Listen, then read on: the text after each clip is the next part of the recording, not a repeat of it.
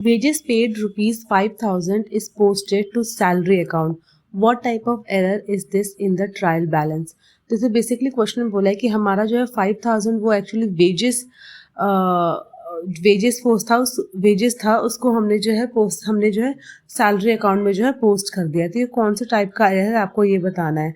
First option है error of omission, second है error of commission, third है error of principle and fourth है आपका कॉम्पनसेटिंग एरर। तो इस पर्टिकुलर क्वेश्चन का आंसर है error of principle, option C. Basically क्या होता है कि जो एरर ऑफ ओमिशन का मतलब होता है कि ओमिट करना, कि हमने उसमें डाला ही नहीं है, एडिट ही कर दिया उस चीज़ को। तो दो तरह से ओमिशन होता है, एक होता है पार्टली कि हमने थोड़ा सा मिस किया है, और एक होता है फुल यानी कि पूरा ही हमने ओमिट कर दिया पर्टिकुलर ट्रांजैक्शन को। तो वो होता है error of omission. Commission error का मतलब होता है कि कभी अमाउंट में हमारी गलती हो गई, जनरल एंट्री में हमारी गलती हो गई है, डेबिट क्रेडिट में गलती हो गई है, तो वो हमारा एरर ऑफ कमीशन होता है।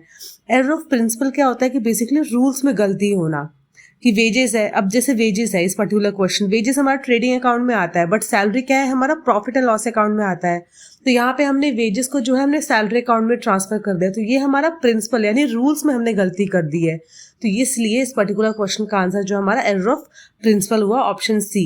और जो हमारा कॉम्पनसेटिंग एरर होता है कि यानी कि हमने कोई भी दो गलती ऐसी करी जो आपस में ही एक दूसरे को कॉम्पनसेट करती हैं, वो गलत नहीं हो, वो हम पकड़ नहीं पाते उस मिस्टेक को। तो इस पर्टिकुलर क्वेश्चन का आंसर है error of principle, option C.